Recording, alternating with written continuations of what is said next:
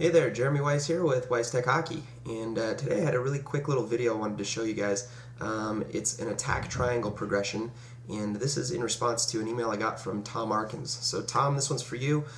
This works really well with introducing support concepts and attack triangle concepts with younger teams. So let's go ahead here and we'll pull up the rink, and what we're going to do is we're going to start with two lines. And like I said, this is very basic, pretty straightforward. You're going to put a line up on each blue line, and each line will also have pucks.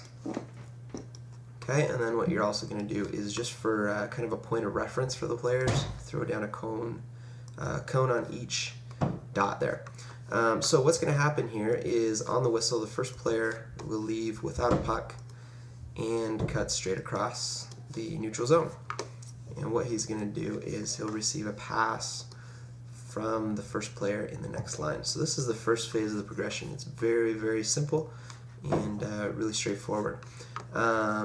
This guy will then take the puck, drive wide around the cone, and come in for the shot.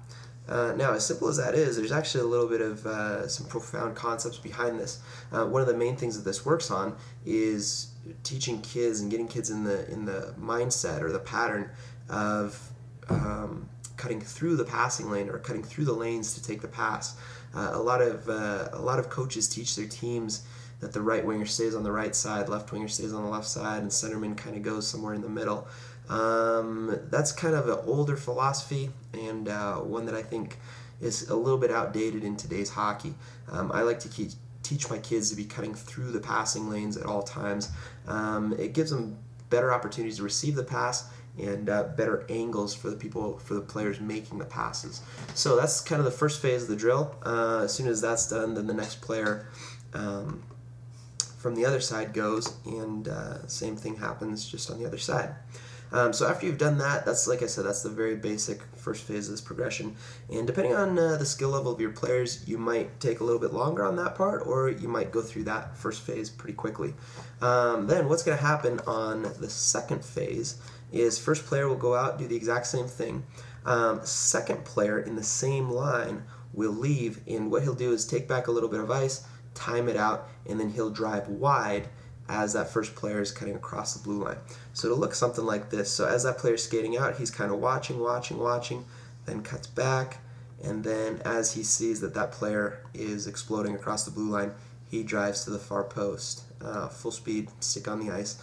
And then what you'll probably want to do at that point is have your players start working that quick pass across with a one-time shot. So we'll just diagram that in there. So quick pass across and one-time shot. The general philosophy I like to use, just as a basic starting point, and obviously as players get more advanced and into more complex forms of attack, this might become altered a little bit.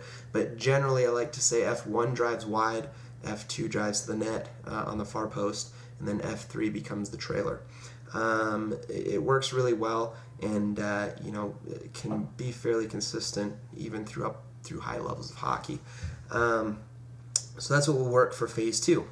Then on phase 3, the basic gist of the drill still stays the same. The first guy does the exact same thing, cuts across the middle, receives a pass. Second guy does the same thing, takes back a little bit of ice, and then attacks as that player is cutting across the blue line. And then what happens is the third player will actually leave from the other line. So the third player will be the player that made the initial pass in the first place.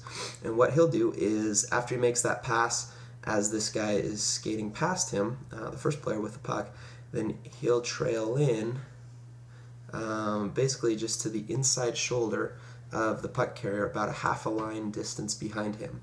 And then what I usually like to do is, like I said, this drill is very basic, and just kind of starting to get players acquainted with the basic offensive attack formation patterns that continue to happen over and over in games. So what I like to do is kind of designate an attack option here. So what I would say is have your guys work the drop pass, okay, and then a quick pass across and a one-time shot. You might want to do that a little differently, but that's one of the plays that I like to designate, because that's a pattern that really happens over and over in a game.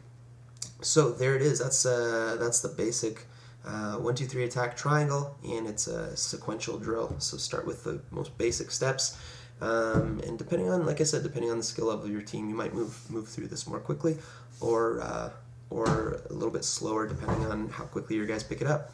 After you've gotten to the point where they're pretty solid on how that attack formation should work, then you can start getting into more complex drills where you're adding, forecheckers or back checkers, defensemen, all that kind of stuff. One drill that I like that really works well on this kind of thing is a breakout, regroup, attack drill. Which is, it's kind of long to draw it up here, but basically you dump the puck in, 2 defensemen go in and get it, break it out with the 3 forwards, then as they cross over the blue line, they regroup it once in the neutral zone, get it back, regroup it again to the defenseman who did the original breakout pass, and then attack. So they're actually attacking 5-on-2. So breakout, regroup, attack. And that can work really well, and especially if you're focusing on those attack options and using that attack triangle. So there you have it. Hopefully you get a little bit of usage out of this, and we'll see you next time.